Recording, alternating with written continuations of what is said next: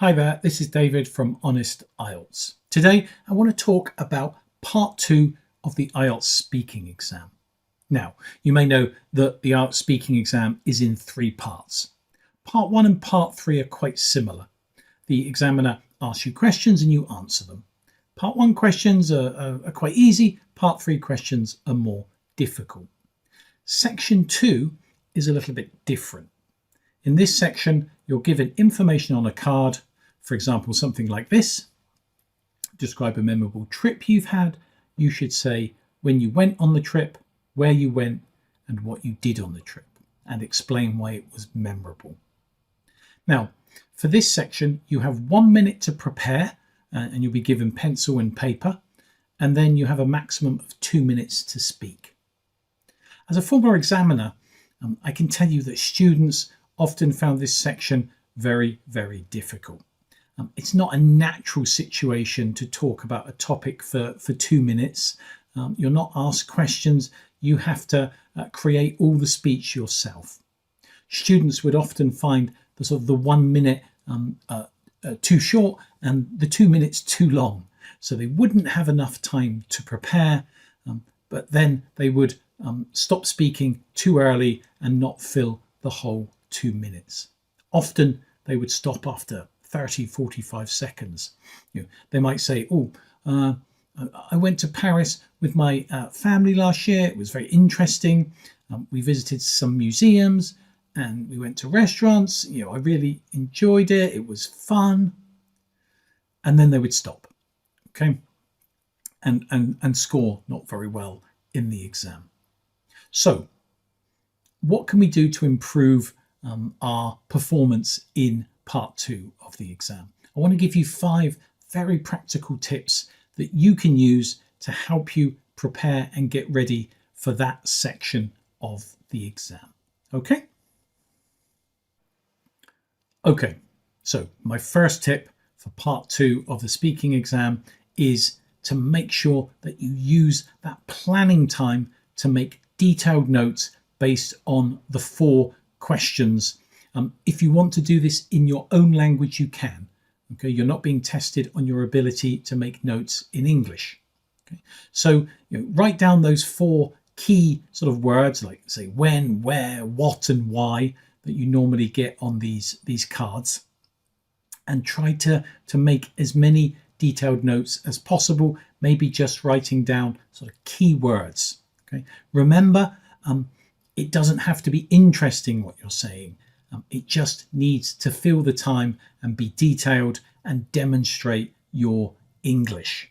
So, for example, let's say when. Now, again, give it as much detail as possible. So if we are talking about a trip, so when, it was 2023, end of August, 7 days in total, went by car, mum, dad, brother and sister, stopped at hotels, lots of arguments on the way, heating didn't work in the car.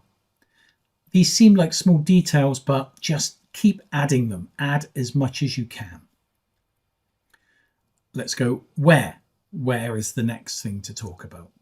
Okay, Paris, France, old town, Airbnb, old apartment, near the museums and river, 3 rooms. I shared a room with my brother. It was expensive. We cooked our own food. Okay, lots of information that I can then turn into longer sentences. Okay, as much detail as you can. Okay. Again, you can write this in your own language if you're comfortable then being able to change that into English. So details, details, details. Write as much as you can. No detail is unnecessary or boring. Just remember as many details as you can about the topic. The second tip is that when you are planning, go back to those 4 questions, or at least 3 of them, and ask why. This will give you more information and more things to say about them. So for example, if we go back to the question, when did we go on the trip? We can also add the idea of, well, why? Why did we go in 2023? Why did we go in August? Why did we go with our family? Okay. you could say, well, we went in 2023 because it was cheaper. We knew it was going to have nice weather in August. We went by car because it was cheaper and we wanted to see the countryside.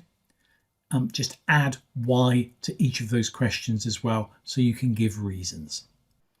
Now, my third tip is when you're speaking, try to use what we call organising language to separate the different questions or sections of the topic. The examiner is wanting to hear this to show that you can kind of organise your ideas in a clear and easy to understand way.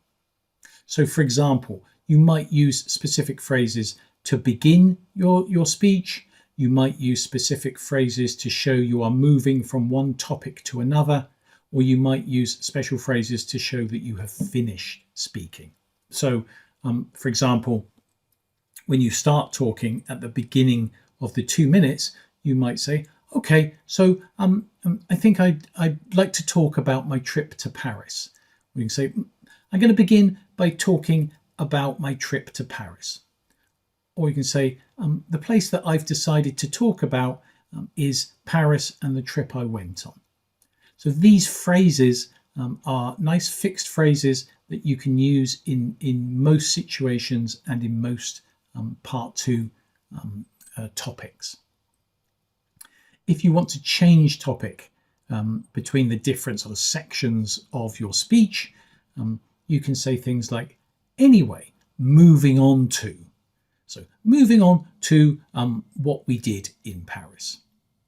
Or let's move on to why this trip was memorable. Or you can use a phrase like in terms of, when we went, and then you can talk about that. So these phrases like moving on to, let's move on to, in terms of, they can help structure your ideas between each part of your little prepared speech.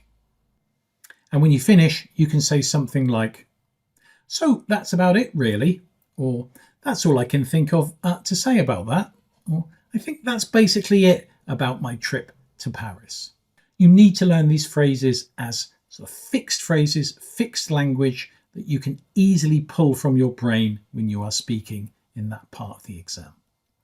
Now, my fourth tip kind of relates to the previous one, and that is if you find that you finish a little early, and sometimes that happens, if the examiner just keeps looking at you and doesn't say anything, that means you have more time left.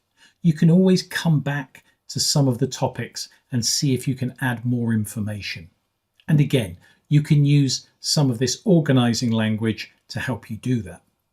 So you can say, coming back to the topic of what we did there, or, I forgot to mention about the restaurant we went to. Returning to why I found it memorable. You can use these phrases like, I forgot to mention, coming back to, returning to then mention more about one of those topics. Again, it shows you can organise your language as well. And it's a really good idea to do that if you find you have more time to speak. Now, the fifth tip for part 2 of the speaking exam is a really basic one, and that is that you need to practice, practice, practice. It is an unnatural, artificial situation. It's not something you will naturally be good at, so you need to have plenty of opportunities to practice it. Now, you can do this in different ways. If you have a teacher, you can do it with a teacher. You can perhaps do it with a friend if you have a friend who can help you. But you need to practice using that language. You need to practice making those detailed notes. You can use AI, ChatGPT, Gemini, Claude to help you as well. So, for example, you might put in a prompt like this. You could use the microphone on these AI tools to help you deliver the speech. So you could say something like this.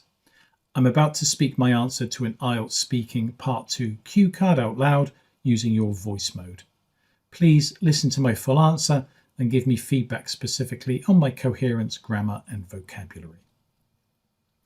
And then we have the cue card. You can use the one here, but you could also then use ones you find on the internet. There are many places you can find examples.